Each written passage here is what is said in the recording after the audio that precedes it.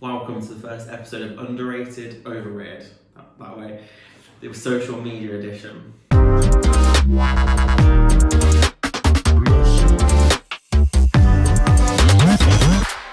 With this video, I'm going to get different topics and say my thoughts on the underrated, overrated, good, bad.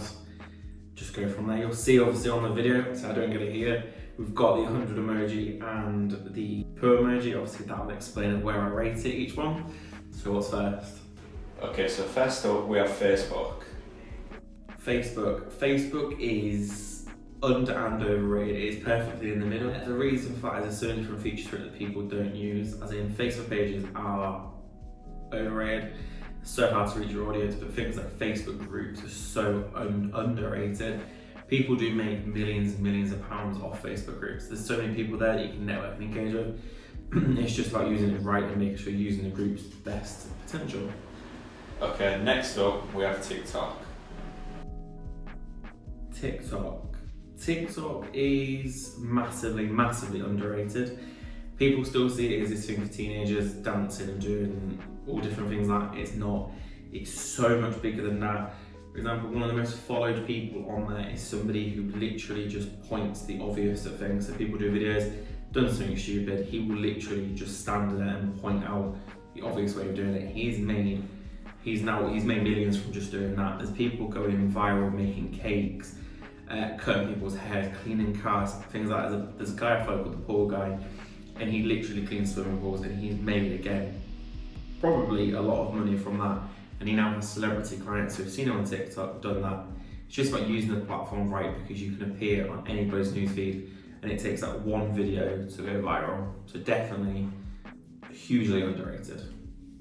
LinkedIn. I think LinkedIn is definitely underrated again. It's one that's not used enough. People don't use it. People still think it's like a CV site, but it's so much more than that, because again, you can connect with people you wouldn't even get a chance to speak to, as in like directors of companies, talent management companies like that, and you can have direct conversation, you can get in front of them. Whereas an email can get lost in the pile. Directors and people are like hundreds of emails a day.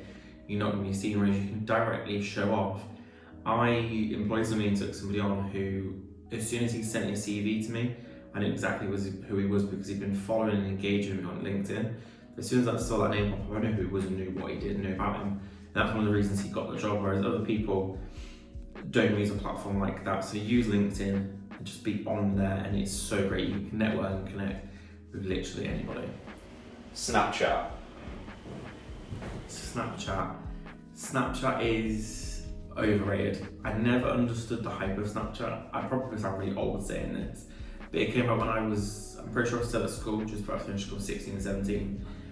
And it used to be a cool little thing, but then I'm now at an age thing where the pictures disappear. Cool. I use it to literally speak to two people, and that is just purely to send quick funny pictures to, and they're gone. And I don't really get it. The adverts never took off, because there was a whole big thing of when somebody unfollowed you, you then subscribe to them, which didn't make sense. The adverts never really took off for me, but again, I'm a little bit older, and I do think it's slowly going down, especially with things like Instagram stories taking over what Snapchat was trying to do. Twitter is just right, as in it is perfectly rated. It's not overrated or overrated. It's good. It just has its good sides. There's just a lot of noise on there, because there's so many people sending tweets at one time. It's not like Facebook where you might post once or twice. People will post 30, 40, 50 times on Twitter when you get into a conversation. The one thing it's good is, again, connecting with brands and different people. It gives you a direct communication channel with celebrities that other platforms don't let you do. So yeah, that is the overrated and underrated social media edition. Let me know what subjects and stuff you want me to rate. Next, we're going to do a couple of different editions of it, and obviously I'd love to hear from you guys what you'd like to see. Thank you.